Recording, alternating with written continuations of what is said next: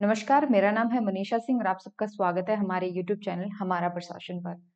अगर आप लोक प्रशासन के छात्र हैं या सरकार कैसे काम करती है, इसके बारे में आपकी गहन दिलचस्पी है और हिंदी माध्यम में अगर आप एक अच्छा कंटेंट जो है वो ढूँढ रहे हैं, बिल्कुल सही जगह पर आप पहुँचे हैं। चैनल को फटाफट सब्सक्राइब कर लीजिएगा और जितने वीडियोज़ अपलोड हो चुके हैं या अपलोड होने वाले हैं, उनको फटाफट देख डालिएगा। चलिए, आज हम बात करेंगे लाइन एंड स्टाफ एजेंसी की। हमने डिस्कशन शुरू किया था संगठन के बारे में। संगठन के अंदर जब हम देखते हैं तो एक लीनियर यानी कि एक सीधी-सादी स्ट्रक्चर नहीं होती। उसके अंदर कुछ और डिटेल में जब हम जाते हैं तो हमें कुछ और एजेंसियाँ भी नज़र आती हैं, जिनको लाइन और स्टाफ एजेंसी भी बोला जाता है। तो उनके बारे में आज हम समझेंगे और कोशिश करेंगे कि ये जानने की रियल में उनके एग्ज़ाम्पल्स की किस तरीके से लाइन एजेंसी काम करती है और किस तरीके से स्टाफ एजेंसी काम करती है। चलिए शुरू करते हैं आज का लेक्चर। देखिए, कोई भी संगठन जब काम कर रहा होता है, वहाँ पर जितने भी ऑर्गेनाइज़ेशन काम कर रहे हैं एक संगठन के अंदर, उनको हमने कुछ वर्गों में बाँट दिया। जैसे लाइन एजेंसी और स्टाफ एजेंसी। इनको प्राथमिक और कार्यात्मक या संस्थागत या गृह प्रबंध वाले भी हम बोलते हैं। सबसे पहले जब हम बात करते हैं प्राइमरी की या प्राथमिक क्रियाओं की, वो ये होता है जहाँ पर हम अपने उद्देश्य की पूर्ति के लिए काम करते हैं। और संस्थागत क्रियाएँ वो होती हैं जो उद्देश्य की पूर्ति के लिए नहीं है, उस विभाग के कामकाज से संबंधित है। बात करेंगे उनके बारे में भी, बट आगे एक बार समझिए। देखिए, मान लीजिए कि यहाँ पे समझते एक डिस्ट्रिक्ट कलेक्टर है, को घर दिया गया, प्लस उसको एक ऑफिस दिया गया काम करने के लिए। ऑफिस में उसके कुछ सहयोगी हैं या कर्मचारी हैं, जैसे क्लर्क स्टाफ है, ठीक है?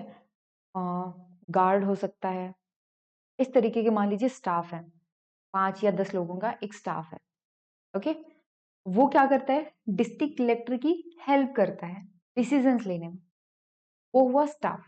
लेकिन अगर आप हायरार्की देखो, अगर आप अ, पद के हिसाब से देखो, तो ये इनके सबऑर्डिनेट नहीं है। अगर आप पद के हिसाब से समझो तो डिस्ट्रिक्ट कलेक्टर के बाद में क्या आएगा? सब डिविजनल मजिस्ट्रेट हो सकता है अगर डीएम है तो, या आपका एडीसी असिस्टेंट डिविजनल कमिश्नर, कुछ इस तरीके की पोस्ट जो है वो हो सकती हैं। उसके बाद में तहसीलदार आता है, फिर आपका कानून गो है, पटवारी है, उस तरीके से है। तो ये होती है लाइन एजेंसी, ये कुछ इस तरीके की स्ट्रक्चर में आपको मिलेगी। जबकि ये जो एजेंसी होती है वो एक इस लाइन वाली एजेंसी में ना होकर के एडिशनल होती हैं, फालतू हैं, उनको जोड़ा। फालतू मतलब ये नहीं उनका कोई यूज नहीं है, नहीं है उनका यूज, लेकिन वो जो आपका एक ढांचा बना है, हायरार्की जो बनी है उसमें नहीं है, वो अलग से ऐड करी गई हैं, जो स्टाफ के तौर पे काम करती हैं। स्टाफ जो है वो परामर्श देने के काम आता है, एडवाइस देता है। वो नीति निर्माण नहीं करेगा कभी। जो उसका काम है, मुख्य अधिकारी का काम है, उस काम को करने में मदद करेगा। ठीक है? मेनली ये जो टर्म्स आई हैं, इनका जो विकास है वो सैन्य प्रशासन, सेना से हुआ है। सैन्य प्रशासन में ये 2 इकाइयाँ बहुत महत्वपूर्ण होती हैं। लाइन में वो लोग आते हैं जो आदेश देते हैं, संचालन में नेतृत्व करते हैं, जैसे युद्ध में विजय प्राप्ति करना। ये पद सोपान की श्रृंखला में होते हैं। लेकिन जैसे मान लो जब सेना लड़ाई लड़ रही होती है तो सेना को रसद पहुंचानी है, सामान पहुंचाना है, उसके लिए हम क्या करते हैं? बाकी इकाइयां काम कर रही होती हैं। जो युद्ध नहीं लड़ती, जो सेना का जो लाइन है उसका हिस्सा नहीं है, वो अलग से है। वो होता है स्टाफ। ये युद्ध में भाग नहीं लेती, वो युद्ध में सहायक होती हैं। वैसे ही प्रशासन के अंदर नीति लागू करने में स्टाफ एजेंसी हेल्प नहीं करती, बल्कि वो मदद करती है। ठीक है? नीतियों को लागू करने में एक प्रकार से मदद करती है, बट खुद जाकर के नीतियों को लागू नहीं करती।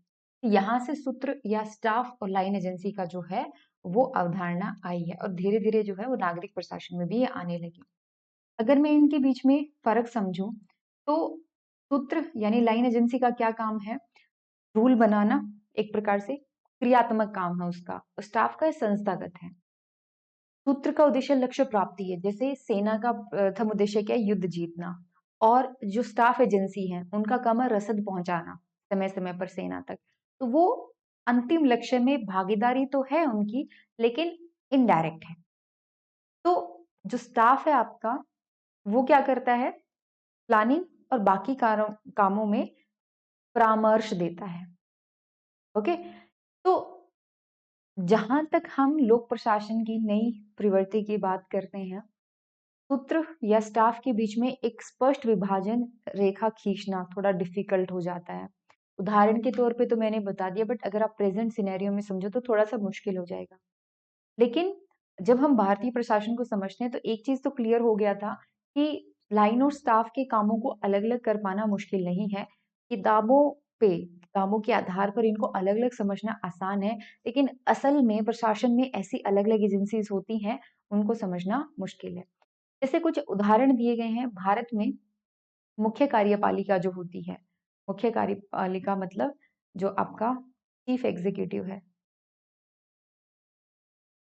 उसका कुछ सामान्य स्टाफ है। जैसे मंत्रिमंडलीय सचिवालय, इसमें कौन सा आ जाएगा आपका?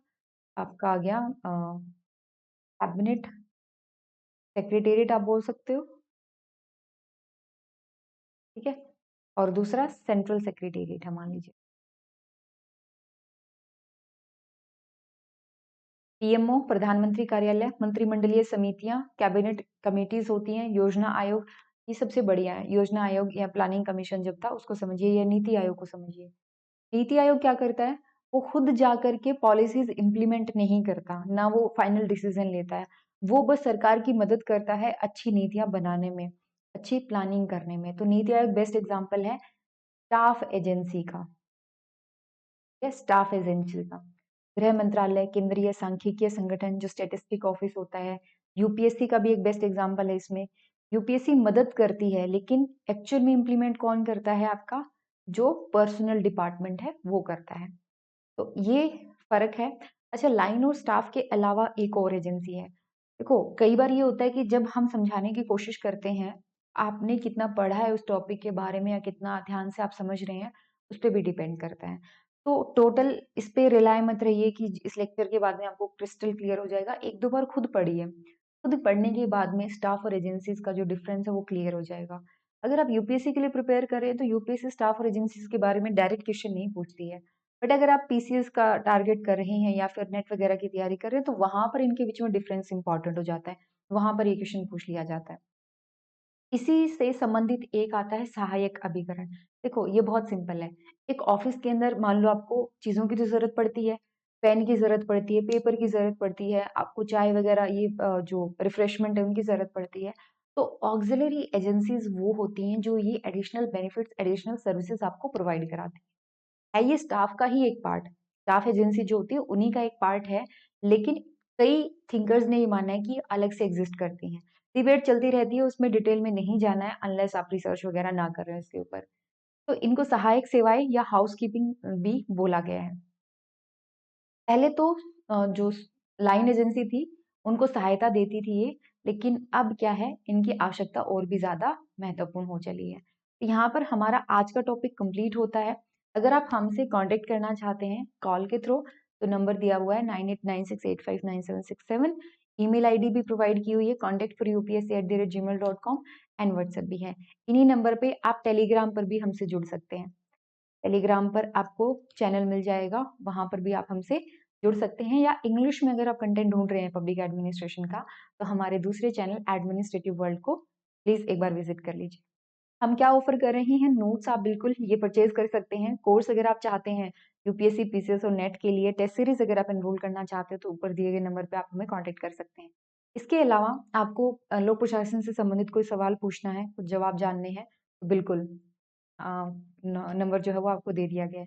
चलिए फिर कल मिलते हैं। जाते जाते प्लीज चैनल को सब्सक्राइब कर जाइएगा, और जाना नहीं है, और भी लेक्चर्स हैं उनको भी देखना है आपने। और कोई अपनी तरफ से सुझाव है आपके पास, चैनल आपका है, सुझाव बिल्कुल आप बिना कोई झिझक के आप बिल्कुल अपना सुझाव जो है वो साझा कर सकते हैं। जल्दी मिलते हैं नए लेक्चर के साथ। ख्याल रखिए अपना। Take care and bye bye.